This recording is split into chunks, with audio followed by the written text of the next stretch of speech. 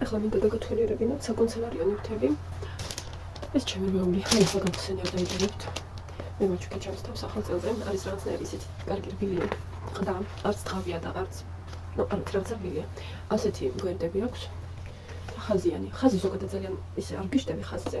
ცოტა არაკომფორტულია ზოგჯერ, მაგრამ ის მომწონს. აქ შეიძლება დაწერებისთვის არის ისე არის ასე შემდეგ ძალამაზია და მომწონს ესეთი ფერი.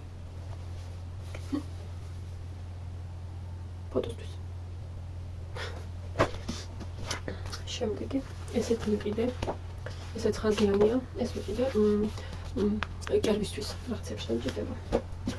მე და ჩემი მეუღლე ჩვენმა მეგობრებმა გვაჩუქეს აი ესეთი კარგი სილამაზესი საქმიანი დღიურები. წითელი ჩემი მეუღლის ეს ჩემი. ძალიან ლამაზია და აქ წიგნები წერია რა შეიძლება. თან ესეთი ნახატები აქვს. ლამაზია ძალიან მომწონს. ამას დავიწყებ ალბათ. დღესვე. ეს იყო ჩემი შენაძენი ამ ბოლოთვის. ასევე შევიძინე ფანქრები ნეიროგრაფიკას ხატავ. ალბათ იცით რა და ჭირდება ხოლმე, მაგრამ უფრო ვიყენებ ასეთ არც ფლომასტერია, უფრო კალამია. კიდე სხვა გამოვიწერე შავები. ნახოთ რა როდის ჩამოვა. ისინი და ასევე ეს ფლომასტერების ნეიროგრაფიკისთვის ჭირდება. აი ეს აქ არის რამდენი ცალი, 12 ცალია და აი კომპაქტური და ეს დამაქვს ხოლმე. აი აქ აი უბრალოდ ამ პასტების რაოდენობას შეხედეთ. უბრალოდ შეხედეთ ხალხო. აი აქ სულის პასტები. ესენი მაქვს ესეთი სკოჩები მაქვს. ესენი მაქვს სულ ჭირდება თან ინგლისურს რო ვწავლობ მაგისთვის ჭირდება. ეს ისინია.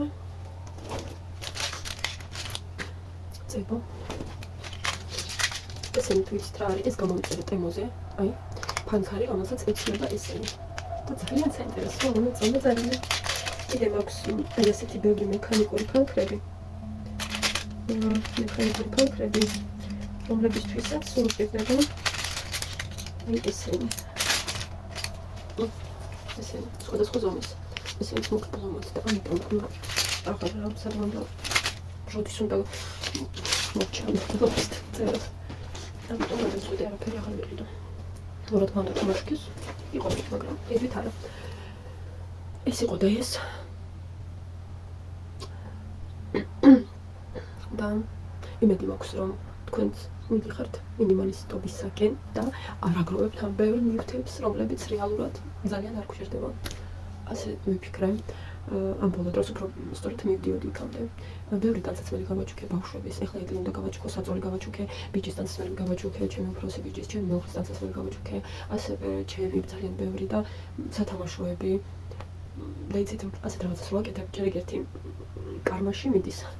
მეორეც ეგ შემოძლო კარგად თავს, თან თავისუფლად სახლში და თან შინაგანად მე ძალიან მიყვარს საჩუქრები, მაგრამ ძალიან კარგად გრძნობ თავს, როცა რაღაცას ვჩუქნი ადამიანს. აი ასე. ბედნიერ დღეს გისურვებთ. კარგად იყავით და იცხოვრეთ ყოველდღე დღე სიხარულში, გახარებაში და მიუხედავად იმისა, რომ გარშემო არის ძალიან ბევრი ნეგატიური ხალხი, ყურადღება არ მიაქციოთ, რადგან როდესაც თქვენ აქცევთ ყურადღებას ამ ნეგატიურს და ნეგატიურ ხალხს, ისინი ამით იკვებებიან და უფრო ცუდ რაღაცას აკეთებენ და ცუდად მოქმედებს თქვენზე, ამიტომ არ გინდა ეს ყველაფერი. ვიყოთ კარგად, ერთად, ბედნიერად და ყველაფერს კარგს გისურვებთ.